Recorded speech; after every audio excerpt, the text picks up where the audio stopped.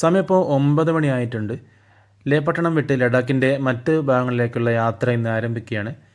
ഇതാണ് ലഡാക്കിലെ കേരള ഹൗസിലാണ്. 3 ദിവസമായി ഇവിടെയാണ് താമസം. ഇന്ന് 4ാമത്തെ ദിവസമാണിന്ന്. ഞങ്ങളുടെ ടൂർ കോർഡിനേറ്റർ ആയിരുന്ന സുധീഷ് സാറാണിത്. അതുപോലെ ജോഷ്ന മാം, ഇവർ രണ്ടുപേരും കൂടി നടത്തുന്ന ഒരു കേരള ഹൗസ് ട്രിപ്പ് പാക്കേജാണ്.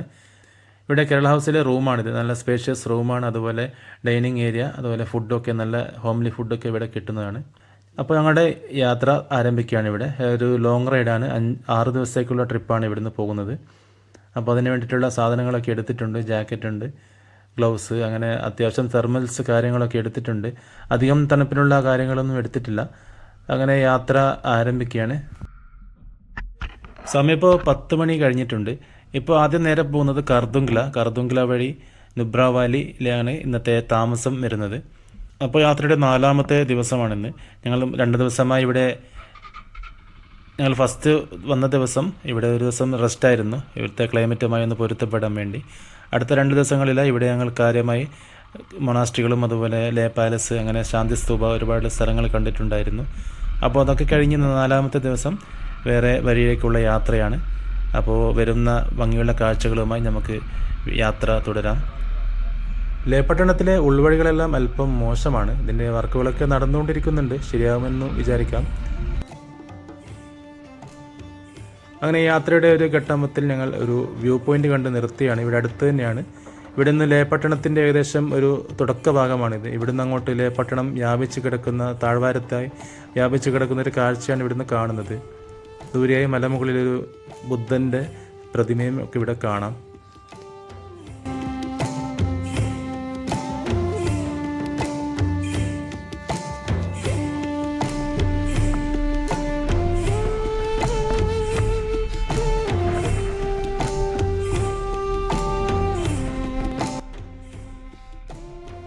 അങ്ങനെ കാഴ്ചകളൊക്കെ കണ്ട് ഞങ്ങളുടെ യാത്ര മെല്ലെ മെല്ലെ തുടരുകയാണ്. ഇവിടെ പോകുന്ന വഴിക്ക് താഴെയായൊരു ഗ്രാമത്തിൻ്റെ ഒരു ഭാഗം നമുക്ക് ഇവിടെ നിന്ന് കാണാൻ പറ്റുന്നുണ്ട്. അതുപോലെ റോഡിലായി ഒരുപാട് റോഡ് വർക്കുകളും നടക്കുന്നുണ്ട്. വീതി കൂട്ടുന്ന പണിയൊക്കെ നല്ല രീതിയിൽ തന്നെ ഇവിടെ നടക്കുന്നുണ്ട്. അതിൻ്റെ ഭാഗമായി റോഡിൽ അത്യാവശ്യം പൊടികളും കല്ലുകളും ഒക്കെ അതും ഉണ്ട്. എന്തായാലും നല്ല ഭംഗിയുള്ള കാഴ്ചകളുമായി യാത്ര നമുക്ക് ആസ്വദിക്കാനും പറ്റുന്നുണ്ട്.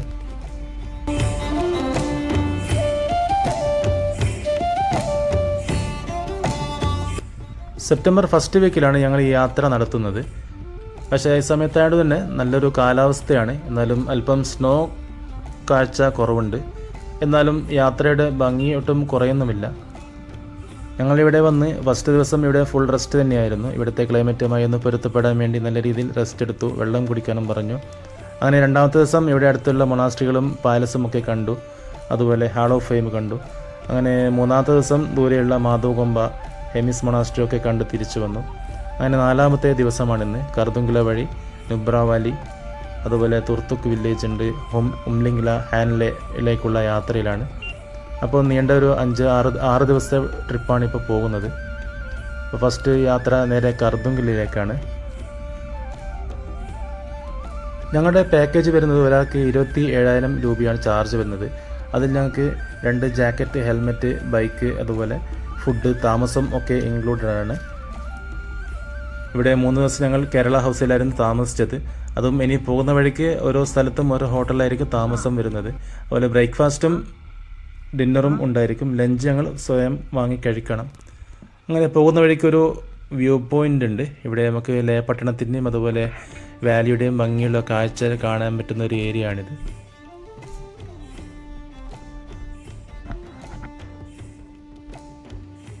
ദൂരെയായി മഞ്ഞുമലകളുടെ കാഴ്ച കാണാം. ഇപ്പോൾ അല്പം മുകളിൽ മാത്രമേ മഞ്ഞുള്ളൂ. ഇവിടെ അതുപോലെ ദൂരെയായി ലേ പട്ടണത്തിൻ്റെ കാഴ്ചയാണ്. അല്പം ദൂരെയാണ് ലേ പട്ടണം കാണുന്നത്.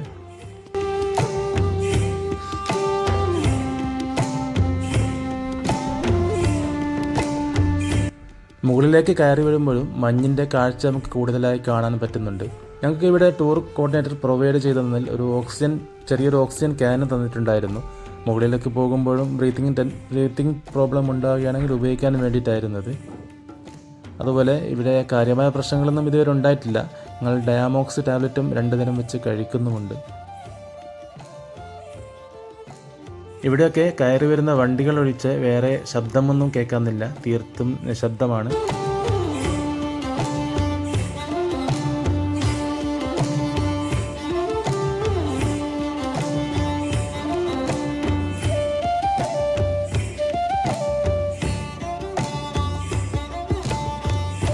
അതുപോലെ ഈ ലേ ലഡാക്ക് ഭാഗത്ത് വരുമ്പോൾ പ്രത്യേകിച്ച് ശ്രദ്ധിക്കേണ്ട ഒരു കാര്യമാണ് high altitude syndrome. Breathing difficulty ഉണ്ടാവുക, അതുപോലെ ഉറക്കക്കുറവ് വരും, തലവേദന, തലകറക്കം തുടങ്ങിയൊക്കെയാണ് മെയിൻ ലക്ഷണം വരിക. അപ്പോൾ കാര്യമായിട്ട് ഞങ്ങൾ ശ്രദ്ധിക്കേണ്ടത് നല്ല രീതിയിൽ വെള്ളം കുടിക്കുക, റെസ്റ്റ് എടുക്കുക, അതുപോലെ ഡയമോക്സ് ടാബ്ലറ്റ് പറ്റുമെങ്കിൽ കഴിക്കുക. അതൊക്കെ ചെയ്താൽ ഒരു പരിധിവരെ നമുക്ക് ഇത് ഒഴിവാക്കാൻ പറ്റും. പക്ഷേ ചിലർക്ക് വലിയ പ്രശ്നങ്ങളൊന്നും ഉണ്ടാവുകയില്ല, എന്നാലും ഒരു സൂക്ഷിക്കേണ്ട കാര്യം തന്നെയാണത്. അങ്ങനെ ഞങ്ങൾ യാത്ര തുടർന്നുകൊണ്ടിരിക്കുകയാണ്. ഏകദേശം കർദുങ്കില അടുത്തെത്താറായിട്ടുണ്ട്.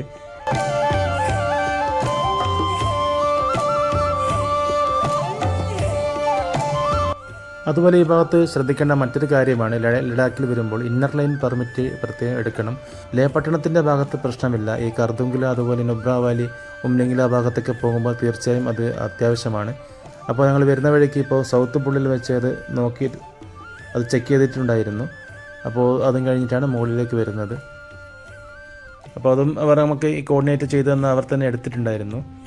അല്ലെങ്കിൽ ഓൺലൈനിൽ സ്വന്തം തന്നെ എടുക്കാൻ പറ്റുന്നതുമാണ്. കയറ്റം കയറി വീഴുമ്പോഴേക്കും മഞ്ഞിൻ്റെ കാഴ്ചയും അതുപോലെ തണുപ്പിൻ്റെ കാഠിന്യം കൂടി വരുന്നുണ്ട്. ഞങ്ങളൊരു നോർമൽ ഗ്ലൗസായിരുന്നു ഉപയോഗിച്ചിരുന്നത്. ഇപ്പോൾ അത് മാറ്റി ഒരു വാം ഗ്ലൗസ് ഇട്ടിട്ടുണ്ട്. എന്നാലും തണുപ്പിന് കാര്യമായ കുറവൊന്നുമില്ല. ഇവിടെ മുകളിലേക്ക് വരുമ്പോഴും കാലാവസ്ഥയും ഒരു മൂടിയ നിലയിലാണ്. മുകളിലായ മേഘങ്ങളും അതുപോലെ വെള്ള മഞ്ഞ് പുതച്ച മലകളുമായി ഒരു വേറെ തന്നെ ഒരു കാഴ്ചയാണ്. അപ്പോൾ ഞങ്ങൾ ഏകദേശം കർദുങ്കില അടുത്ത് എത്തിയിരിക്കുകയാണ്. കർദുങ്കില എത്തിയിട്ടുണ്ട്. 10 മണിക്ക് അവിടെ നിന്നും ഇറങ്ങി 12 മണി കഴിഞ്ഞപ്പോഴേക്കും ഇവിടെ എത്തിയിട്ടുണ്ട്. ഇവിടെയും അത്യാവശ്യം വണ്ടികളും തിരക്കും ഉണ്ട്.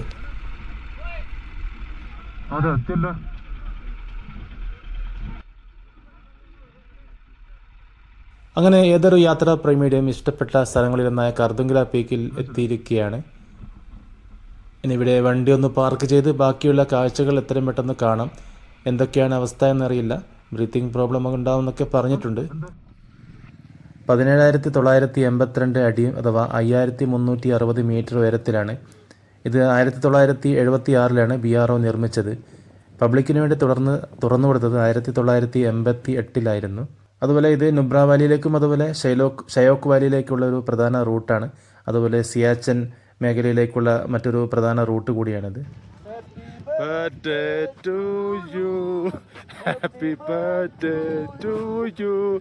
Happy birthday, Baiju sir. Happy birthday to you. Thank you. ഞങ്ങളുടെ കൂടെ ഉണ്ടായിരുന്ന ബൈജു സാറിൻ്റെ ബർത്ത്ഡേ ആയിരുന്നു ഇന്ന്. അത് ഈ കർദുങ്കിലയിൽ വെച്ച് ചെറുതായിട്ടൊന്ന് ആഘോഷിച്ചു. അങ്ങനെ വീണ്ടും അവിടുത്തെ കാഴ്ചകൾ കണ്ട് യാത്ര തുടർന്നു. അവിടെ നല്ല തിരക്ക് തന്നെയായിരുന്നു. ഇങ്ങനെ വണ്ടികൾ വന്നുകൊണ്ടിരിക്കുന്നുണ്ട്, ടൂറിസ്റ്റുകൾ. അപ്പോൾ അവിടുന്ന് ഫോട്ടോയും എടുത്ത് പെട്ടെന്ന് തന്നെ യാത്ര ഇറങ്ങി. അപ്പോൾ അവിടുന്ന് യാത്ര കുറച്ച് ഇറങ്ങിയപ്പോഴേക്കും അല്പം മേഘങ്ങളൊക്കെ തെളിഞ്ഞിട്ടുണ്ടായിരുന്നു. ആകാശം കുറച്ച് തെളിഞ്ഞു വന്നിട്ടുണ്ട്. ആദ്യകാലങ്ങളിലൊക്കെ ഇതായിരുന്നു ഏറ്റവും വലിയ മൗണ്ടൻ പാസ് വന്നിട്ടുള്ളത്. ഇപ്പോഴൊക്കെ ഉംലിംഗിലേക്കാണ് ഇപ്പോൾ വന്നിട്ടുള്ളത്. ആ ഭാഗത്തേക്ക് ഞങ്ങൾ പോകുന്നുണ്ട്.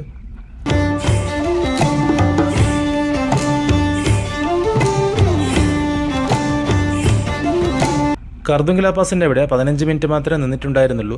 നല്ല തണുപ്പും ഉണ്ടായിരുന്നു, അതുപോലെ അല്പം തിരക്കും ഉണ്ടായിരുന്നു. അതുകൊണ്ട് തന്നെ അവിടുന്ന് പെട്ടെന്ന് ഇറങ്ങി ലേയിൽ നിന്നും 3500 മീറ്ററിൽ നിന്നും 5600 മീറ്ററിലേക്ക് ഹൈറ്റിലേക്കാണ് ഞങ്ങൾ കയറിയിട്ടുണ്ടായിരുന്നത്. അതുകൊണ്ട് തന്നെ ബ്രീത്തിങ് പ്രോബ്ലം ഉണ്ടാകുന്ന ഒരു ചെറിയ പേടിയുണ്ടായിരുന്നു. അവിടെ ബ്രീത്തിങ് പ്രോബ്ലം ഒന്നും ഉണ്ടായിട്ടൊന്നുമില്ല. പക്ഷേ കൂടുതലായി പ്രശ്നം ഉണ്ടായത് തണുപ്പായിരുന്നു. ഞങ്ങൾ കാര്യമായി തണുപ്പിനെ പ്രതിരോധിക്കാനുള്ള ഡ്രസ്സൊന്നും കാര്യമായി എടുത്തിട്ടുണ്ടായിരുന്നില്ല. കാരണം അവർ പറഞ്ഞത് ഇവിടെ കാര്യമായ തണുപ്പൊന്നും ഇല്ലെന്നാണ്. പക്ഷേ ഇപ്പോഴേ തണുപ്പും കുറവാണ്. പക്ഷെ എന്നാലും ഞങ്ങൾ ബൈക്കിലായതുകൊണ്ട് നല്ല രീതിയിൽ നമുക്ക് അനുഭവപ്പെടുന്നുണ്ട്. കർദുങ്കില പാസ് കഴിഞ്ഞ് ഫുള്ള് ഇറക്കം തന്നെയാണ്. നേരെ പോകുന്നത് നുബ്ര വാലിയുടെ ഭാഗത്തേക്കാണ്. ചില ടൂറിസ്റ്റുകൾ ഇവിടെ കർദുങ്കില വരെ വന്ന് തിരിച്ചു പോകുന്നവരുമുണ്ട്. അത് കഴിഞ്ഞ് നുബ്ര വാലി പാങ്ങോങ്ങിലേക്കൊക്കെ ഭാഗത്തേക്ക് പോകുന്നവരുമുണ്ട്. ഞങ്ങൾ യാത്ര തുടങ്ങിയത് ലഡാക്കിൽ നിന്നും സൗത്ത് പുള്ളി വഴി. സൗത്ത് പുള്ളിയിൽ ചെക്കിംഗ് ഉണ്ടായിരുന്നു. അതും കഴിഞ്ഞ് കർദുങ്കില പാസ്, അത് കഴിഞ്ഞ് നേരെ നോർത്ത് പുള്ളിയിലേക്കാണ്. നോർത്ത് പുള്ളി വഴി നുബ്ര വാലി. അങ്ങനെ നോർത്ത് പുള്ളിയിൽ എത്തിയിരിക്കുകയാണ്. ഇവിടെ നല്ലൊരു ഭംഗിയുള്ളൊരു ഏരിയ കാണാം. ഇവിടെ അരുവിയുമൊക്കെയായി നല്ല പുൽമേടുകളൊക്കെയുണ്ട്. നല്ലൊരു ഭംഗിയുള്ള പ്രദേശമാണിത്. ഇവിടെ അത്യാവശ്യം ഹോട്ടലുകളുണ്ട്. ദൂരെയായി യാക്കിൻ്റെ ഒരു സങ്കരയിനമായ സോ എന്നുള്ളൊരു മൃഗമാണത്. അത് മേയുന്ന കാഴ്ച കാണാം.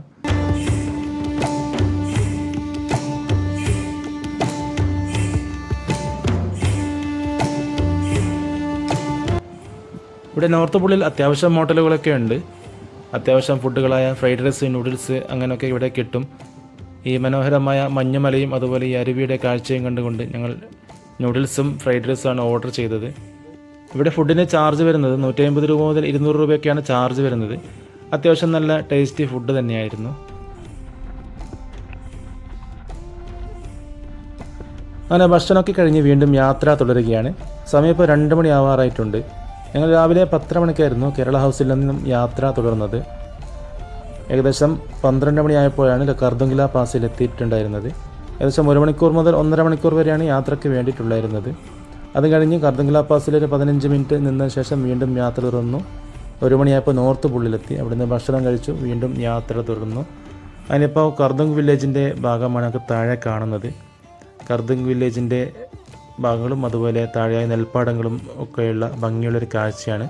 മുകളിലായി മഞ്ഞുമലയുടെ കാഴ്ച നമുക്ക് കാണുന്നുണ്ട്. സമയം ഇപ്പോൾ 2 മണി ആയതേ ഉള്ളൂ. വീണ്ടും ഇരുട്ടി തുടങ്ങിയിട്ടുണ്ട്. ചെറുതായി മേഘങ്ങളൊക്കെ വന്ന് മൂടിയ നിലയിലാണ് ഇപ്പോൾ കാണുന്നത്. മാത്രമല്ല ഇടയ്ക്ക് ചെറുതായി മഴ ചാറുന്നുമുണ്ട്. പക്ഷേ അങ്ങനെ വലിയ മഴയൊന്നും ഉണ്ടായിട്ടില്ല. ഇവിടെ ചെറുതായിട്ടൊരു മഴ ചാറുന്ന രീതിയിലാണ് ഉണ്ടാകുന്നത്. എന്നാലും ആ സമയത്തൊക്കെ നല്ല തണുപ്പും ഫീൽ ചെയ്യും.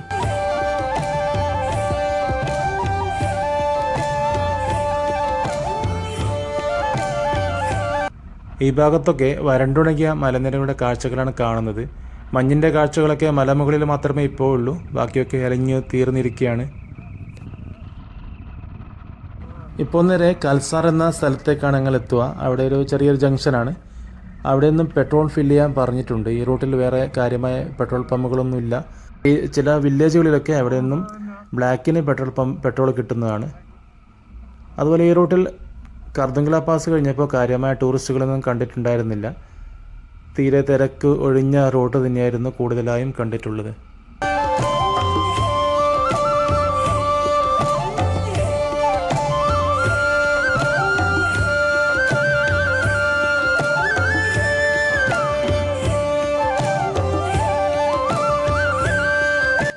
നുബ്ര വാലിയുടെ ഒരു ഭാഗമാണ് താഴെ കാണുന്നത്. അവിടെയായി ഒരു പച്ചത്തുരുത്ത് പോലെ ചെറിയൊരു വില്ലേജിൻ്റെ ഭാഗം കാണാം. സാത്തി വില്ലേജാണത്. നുബ്ര വാലിയിൽ ഷയോക്ക് റിവറിൻ്റെ മറുകരയിലാണ് ആ വില്ലേജ് സ്ഥിതി ചെയ്യുന്നത്. ഏകദേശം 100-120 ആൾക്കാർ മാത്രമേ ആ പ്രദേശത്ത് ഉള്ളൂ എന്നാണ് അറിഞ്ഞത്. ഈ ഞങ്ങൾ വരുന്ന വഴിയിൽ ഇതുപോലെ ചെറിയ ചെറിയ വില്ലേജുകൾ മാത്രമേ നമുക്ക് കൂടുതലായും കാണാൻ പറ്റുകയുള്ളൂ. വലിയ ടൗൺ വരുന്നത് ഏകദേശം ഡിസ്കിറ്റ് ഭാഗത്താണ്. അത്യാവശ്യം വലിയൊരു ടൗൺ വരുന്നത്. ഇനി ആ ഭാഗത്തേക്കാണ് ഇപ്പോൾ ഞങ്ങൾ പോകുന്നത്. ലഡാക്കിൻ്റെ ഒരു ഭൂഘടന ഇങ്ങനെയാണ് വരുന്നത്. ഇവിടെ മനുഷ്യർ താമസിക്കുന്ന ഏരിയയിൽ മാത്രമേ അല്പം പച്ചപ്പ് നമുക്ക് കാണാൻ പറ്റുകയുള്ളൂ. ബാക്കിയുള്ള ഭാഗങ്ങളൊക്കെ തരിശ് ഭൂമിയായി മരുഭൂമി പോലെ തന്നെയാണ് കിടക്കുന്നത്. അങ്ങനെ ഏകദേശം 3 മണിയായപ്പോൾ ഞങ്ങൾ കൽസാർ എന്ന ചെറിയൊരു വില്ലേജിൻ്റെ ഭാഗത്ത് എത്തിയിട്ടുണ്ട്. ഇവിടെ അത്യാവശ്യം സ്റ്റേ കാര്യങ്ങൾ ഹോട്ടലൊക്കെ ഉണ്ട്. അതുപോലെ പെട്രോൾ പമ്പും ഈ ഭാഗത്ത് മാത്രമേ ഉള്ളൂ. ലഡാക്ക് കഴിഞ്ഞാൽ പിന്നെ കർദുങ്കില നുബ്ര വാലി റൂട്ടിൽ ഇവിടെയാണ് പെട്രോൾ കിട്ടുകയുള്ളൂ. അതുപോലെ ഈ കൽസാറിൽ നിന്നുമാണ് പല ഭാഗത്തേക്കും പോകുന്ന ഒരു ജംഗ്ഷൻ കൂടിയാണിത്. കൽസാറിൽ നിന്നും തുർത്തുക്കിൻ്റെ ഭാഗത്തേക്കും അതുപോലെ പാക് ബോർഡറായ താങ് വില്ലേജിൻ്റെ ഭാഗം, സിയാച്ചിൻ ഭാഗത്തേക്കും അതുപോലെ പാങ്ങോങ് ലേക്കിൻ്റെ ഭാഗത്തൊക്കെ പോകുന്ന ഒരു ചെറിയൊരു ജംഗ്ഷൻ കൂടിയാണിത്.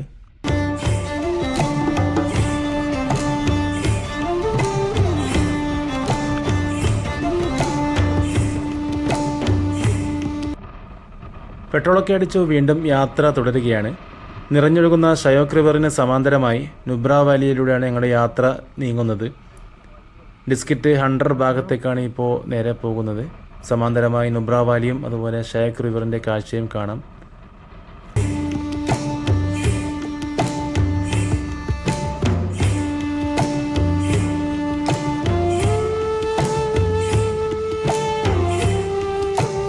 അങ്ങനെ സമീപം 3:30 മണി ആയിട്ടുണ്ട്. ഞങ്ങൾ ഏകദേശം ഡിസ്കിറ്റ് മൊണാസ്ട്രിയുടെ ഭാഗത്ത് എത്തിയിട്ടുണ്ട്. ലൈനിൽ നിന്നും ഏകദേശം 115 കിലോമീറ്റർ ദൂരം, ഒരു 3 to 3.5 മണിക്കൂർ എടുക്കും ഇവിടത്തേക്ക് റൈഡിന് വേണ്ടിയിട്ട്. അങ്ങനെ കവാടം കഴിഞ്ഞ് ഞങ്ങൾ ഏകദേശം ഒരു എൻട്രി പോയിൻറ്റിന് അടുത്തെത്തിയിരിക്കുകയാണ്. ഇവിടെ ടിക്കറ്റ് എടുക്കണം. ഒരാൾക്ക് 40 രൂപയാണ് ചാർജ് വരുന്നത്. ടിക്കറ്റ് എടുത്ത് ഞങ്ങൾ നേരെ അകത്തേക്ക് കയറി. ഇവിടെ പോകുന്ന വഴിക്ക് ഈ ഭാഗത്തായിട്ടാണ് മൊണാസ്ട്രിയുടെ ഭാഗങ്ങൾ കാണുന്നത്. ഇവിടെ മൊണാസ്ട്രിയുടെ ഭാഗത്തേക്ക് ഞങ്ങളിപ്പോൾ പോകുന്നില്ല. ഇതിൻ്റെ പ്രധാനമായ അട്രാക്ഷനായ ഇവിടെ ഒരു മൈത്രേയ ബുദ്ധ സ്റ്റാറ്റ്യൂ ഉണ്ട്. ആ ഭാഗത്തേക്കാണ് പോകുന്നത്. അധിക ടൂറിസ്റ്റുകളും ആ ഭാഗത്തേക്ക് തന്നെയാണ് പോകുന്നതും. ഇവിടെ നമുക്ക് നുബ്ര വാലിയുടെ നല്ലൊരു ഭംഗിയുള്ള കാഴ്ച കാണാം. അല്പം മഴ ചാറുന്നുമുണ്ട് ഇടയ്ക്കൊക്കെ.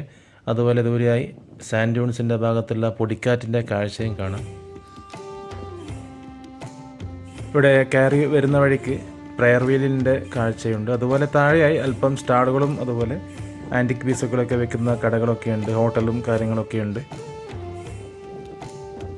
ലഡാക്കിലെ ബുദ്ധിസ്റ്റ് ഗലൂപ്പ വംശത്തിൽപ്പെട്ട പഴയതും അതുപോലെ വലിയതുമായ ഒരു മൊണാസ്ട്രികളിൽപ്പെട്ടതാണ് ഈ ഡിസ്കിറ്റ് മൊണാസ്ട്രി. ഇവിടുത്തെ മറ്റൊരു പ്രധാന അട്രാക്ഷനാണ് ഈ വരുന്ന 33 മീറ്റർ ഹൈറ്റിൽ വരുന്ന മൈത്രേയ ബുദ്ധ സ്റ്റാറ്റ്യൂ. 2006 ഏപ്രിൽ പണി തുടങ്ങി 2010 ജൂലൈയിലാണ് ഇത് 14ാമത്തെ ദലൈലാമയാണ് ഇത് ഉദ്ഘാടനം ചെയ്തിട്ടുള്ളത്. പാകിസ്ഥാനും അതുപോലെ നുബ്ര വാലിക്കും അഭിമുഖമായി നിൽക്കുന്ന ഈ പ്രതിമ ലോക സമാധാനത്തിന് വേണ്ടിയിട്ടും അതുപോലെ പാകിസ്ഥാനുമായി യുദ്ധം ഒന്നും ഇല്ലാതിരിക്കാനും അതുപോലെ ഡിസ്കിറ്റിന് പ്രൊട്ടക്ഷനും വേണ്ടിയിട്ടാണ് ഇവിടെ നിർമ്മിച്ചിട്ടുള്ളത്. നുബ്ര വാലിയുടെയും അതുപോലെ ഡിസ്കിറ്റിൻ്റെ പട്ടണത്തിൻ്റെ ഭാഗങ്ങളാണ് താഴെ കാണുന്നത്. ദൂരെയായി നല്ല പൊടിക്കാറ്റിൻ്റെ കാഴ്ചയും കാണാം. സാൻഡ് ഡ്യൂൺസിൻ്റെ ഭാഗത്തു നിന്നുള്ള പൊടിക്കാറ്റാണ് നല്ല രീതിയിൽ നമുക്കിവിടെ കാണുന്നത്. അതുപോലെ ചെറുതായി മഴയും ചാറുന്നുണ്ട്.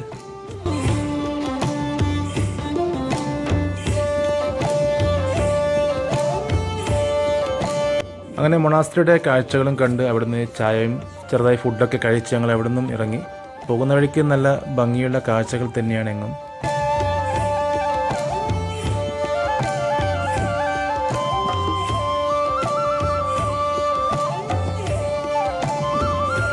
പോകുന്ന വഴിക്ക് കണ്ട നല്ലൊരു ഭംഗിയുള്ള കാഴ്ചയാണിത്. ഞങ്ങൾ തരിശ് ഭൂമി പോലത്തെ മലനിരകളുമൊക്കെ ആയിരുന്നെങ്കിൽ ഈ ഭാഗത്ത് നല്ല പച്ചപ്പ് നിറഞ്ഞ ഒരു കാഴ്ചയാണ്. വലിയ മരങ്ങളൊന്നുമില്ല, ചെറിയ ചെടികളും അതുപോലെ ചെറിയ മരങ്ങളും ഒക്കെ തന്നെയാണ് ഈ ഭാഗത്ത് കാണുന്നത്.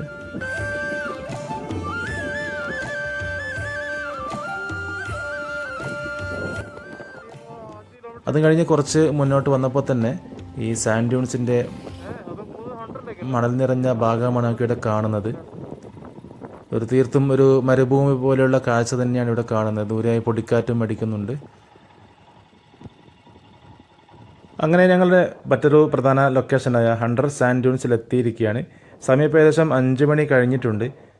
രാവിലെ 10 മണിക്കും ലേയിൽ നിന്നും പുറപ്പെട്ടതാണ്. വരുന്ന വഴി കർദുങ്കില അതുപോലെ ഡിസ്കിറ്റ് മൊണാസ്ട്രിയൊക്കെ കണ്ട് ഞങ്ങൾ ഇപ്പോൾ സാൻഡ് ഡ്യൂൺസിൽ എത്തിയിരിക്കുകയാണ്. ഷയോക്ക് റിവറിൻ്റെ ഒരു ഭാഗമാണ് നമുക്കിവിടെ കാണുന്നത്.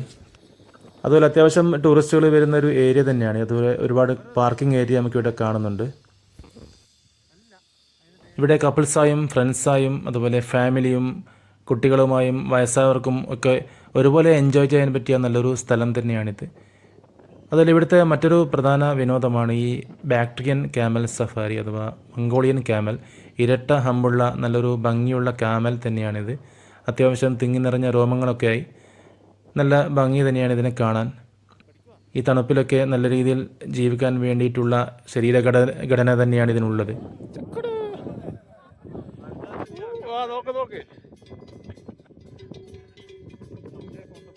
അങ്ങനെ ഞങ്ങളും ഒരു റൈഡ് എടുത്തു. ക്യാമൽ റൈഡിന് ഒരാൾക്ക് 500 രൂപയാണ് ചാർജ് വരുന്നത്. ഏകദേശം 15 മിനിറ്റോളം ഈ മരുഭൂമിയിൽ നടന്ന് കാണാൻ പറ്റും. വീണ്ടും നമുക്ക് എക്സ്ട്രാ പോകണമെങ്കിൽ എക്സ്ട്രാ ചാർജ് കൊടുത്താൽ മതി.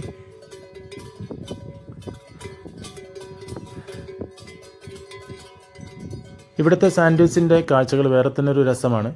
ഇവിടെ നമുക്ക് സാൻഡ് ഡ്യൂൺസിൻ്റെ കാഴ്ചകളും കാണാം. അതുപോലെ പച്ചപ്പ് നിറഞ്ഞ കാഴ്ചകളും അരുവികളും മലനിരകളും അതുപോലെ മഞ്ഞിൻ്റെ കാഴ്ചകളുമൊക്കെ ഈ ഭാഗത്ത് കാണാനും പറ്റും. അതുപോലെ ഇവിടുത്തെ മറ്റൊരു പ്രധാന ആകർഷണമാണ് ഈ ബാക്ട്രിയൻ ക്യാമൽ അഥവാ മംഗോളിയൻ ക്യാമൽ. ഇത് ഇന്ത്യയിൽ ഇവിടെ മാത്രമേ നമുക്ക് കാണാൻ പറ്റുകയുള്ളൂ. ഇതിവിടെ എത്താൻ കാരണം പറയുന്നത് മുമ്പുണ്ടായിരുന്ന സിൽക്ക് റൂട്ടിൻ്റെ ഭാഗമായിട്ടുള്ള ഒരു സബ്വേ ആയിരുന്നു ഇവിടം. ആ വഴിയാണ് ഈ മംഗോളിയൻ ക്യാമൽ ഇവിടെ എത്തിയത് എന്നാണ് പറയപ്പെടുന്നത്. ഇതിന് മറ്റ് ക്യാമലുകളെ അപേക്ഷിച്ച് നല്ല ദൂരം നടക്കുവാനും അതുപോലെ കൂടുതൽ ഭാരം ചുമക്കുവാനും ഇതിന് പറ്റുന്നതാണ്. അതുകൊണ്ട് തന്നെ സഞ്ചാരികളും കച്ചവടക്കാരുമൊക്കെ ഇതിനെ നല്ല രീതിയിൽ ഉപയോഗിച്ചിട്ടുണ്ടായിരുന്നു. നല്ല ഭംഗിയുള്ള കാഴ്ചകൾ തന്നെയാണ് നമുക്കിവിടെ കാണാൻ പറ്റുന്നത്. അതുപോലെ ഒരുപാട് ടൂറിസ്റ്റുകളും ഈ ഭാഗത്തേക്ക് വരുന്നുണ്ട്. ലേ കഴിഞ്ഞ് കർദുങ്കിലയും കഴിഞ്ഞ് നുബ്ര വാലിയുടെ ഭാഗത്തേക്ക് വരുമ്പോൾ മറ്റൊരു പ്രധാന ഏരിയയാണ്. ഒന്നാമത്തെ വരുന്ന ഡിസ്കിറ്റ് മൊണാസ്ട്രി, അതുപോലെ മറ്റൊന്നാണ് ഈ നുബ്ര വാലിയിലെ സാൻഡ് ഡ്യൂൺസ്. അങ്ങനെ അവിടുത്തെ ഭംഗിയുള്ള കാഴ്ചകളും കണ്ട് ഞങ്ങൾ അല്പനേരം ഏകദേശം 1 മണിക്കൂറോളം ഞങ്ങൾ അവിടെ ഉണ്ടായിരുന്നു. ഏകദേശം ഇരുട്ട് തുടങ്ങിയപ്പോഴാണ് അവിടെ നിന്നും യാത്ര തിരിച്ചത്. നേരെ റൂമിലേക്കാണ് പോകുന്നത്. നാളെ ഞങ്ങൾ പോകുന്നത് താങ് വില്ലേജിലേക്കാണ്. അവിടെ നിന്നും പാക് ഒക്യുപ്പൈഡ് കാശ്മീരിൻ്റെ കാഴ്ചകളും കാണാൻ പറ്റുന്നുണ്ട്. അപ്പോൾ ഭംഗിയുള്ള കാഴ്ചകളും വീഡിയോകളുമായി വീണ്ടും കാണാം. എല്ലാവർക്കും ഹാപ്പി ഡ്രീംസ്.